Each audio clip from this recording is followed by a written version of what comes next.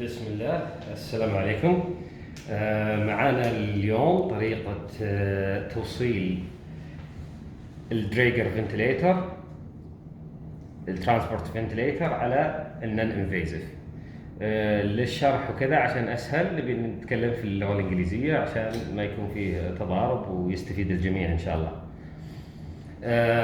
Good day. Today we are going to speak about the way of connecting a Draeger transport ventilator to a non-invasive circuit. Usually our setting will be like this: a ventilator with our circuit, dual limb circuit, and this is the ordinary connection of your familiar invasive circuit. Everything as normal, as you are aware of. If you are not, if you don't know how to reach this point, maybe other video will be helpful, and we will do that later, inshallah. So today we are going to start with the basics, hopefully, and if there is more information needed, please don't hesitate to ask and request that. So now we are going to start our transport ventilator by switching on the gas. So our gas usually here is the connected oxygen. We have our two connected oxygen, and maybe this is not the time to explain the basics, but you turn on your oxygen and your air compressor, you adjust your flow as whatever you prefer. We will turn off the compressor so you can hear me at least better. Alright, so on this case we are having our oxygen in 100%, our gas of using this ventilator at this moment is only our oxygen. Okay, so our oxygen blender is reaching 100. All right, so in this case I requested a CBAB, or if you prefer to put your setting on BiBAB, or on this BiBAB in this case, or what you refer usually to SMV, controlled minute ventilation.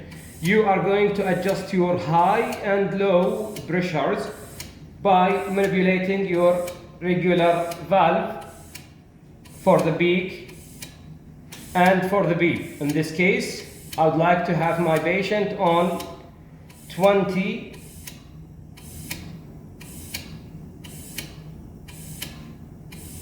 By the way, you know, all of you know that you have to seal your circuit to get the accurate reading. So we sealed our circuit and we are successfully getting our 20. I want 20/5. Okay.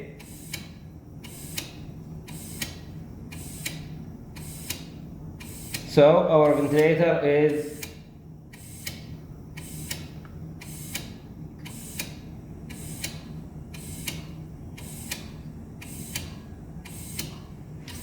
now at my flow is, let's say I would like a flow of 4, then of course my peak and beep gonna change, so I'm gonna readdress them. So again I want 20/5. All right, so I'm satisfied with the rate. I already did my rate and calculation. Every that you should be familiar with how to connect invasive ventilator with your neonatal patient. Usually you will connect your ET tube here. Okay, this part up to here I believe most of you know about it, but under this request we want to explain what or how we are going to connect an invasive. All right, so I'll disconnect this a little bit so you can hear me. So, by the way, mentioning this circuit goes by the MOH code number. Okay, so our choice of generator or CPAP generator is our Diaz with the MOH code of. This is your Diaz ventilator. It has many pieces of accessory. Our concern is the generator part only. We are seeking the generator part. Okay?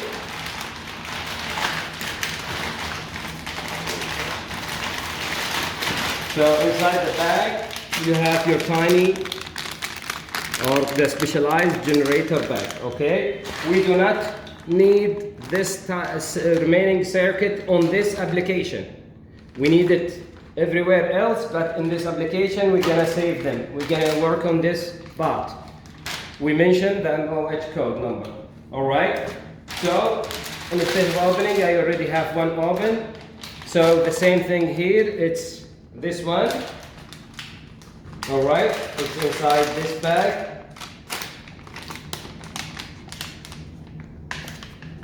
CPAP generator from Diaz. All right. So on that we will have our inspiratory, proximal pressure, and expiratory.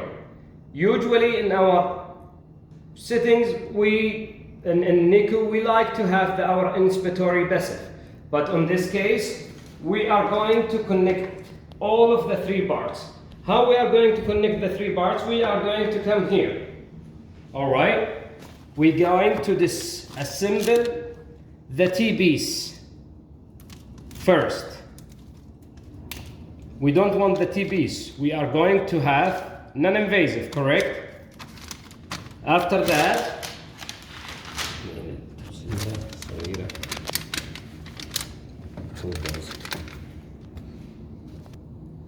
again, we disconnected our T-piece. It was connected on this manner, all right? We are going to disconnect it, the proximal line, the inspiratory and expiratory. We are going to disconnect it. We are going to use this part, all right? This part is available with this package, all right? And you can find it as RT on other applications. So we are going to use that here. We're going to connect the proximal end to the small one, and then we are going to identify our two tubes. Which one is for inspiratory, which one is for expiratory. You make sure it's snug, because one way it's going to be loose, one way it's going to be snug. Okay? So we're going back to turn off the ventilator to identify which part is inspiratory and which part is expiratory. So excuse the noise. So by defining, this is the one that where the air coming from, right? If you can come closer to hear the voice, or you can feel the air coming out of it. So that's gonna be in the inspiratory part, okay? So after that, you're going to have your expiratory part, that one that the end from the end. And also you are going to have the end from your invasive circuit. You are going to take off your all expiratory limb from the disposable invasive circuit, and you're gonna salvage this connector, all right, this connector, okay, and you're gonna add it to the end of Diaz ventilator. You're gonna put it back where it belongs to, all right? We before we adjusted the readings, and we know our BiPAP on a certain rate, we know our beep in a certain number, we know our beep is in a certain number. Now our job remaining to identify, do we have a leak or no on the system, all right? So you might also need your mask, The circuit usually come with nasal prongs. Inside, there will be variable sizes of nasal prongs. But if you want the mask number is,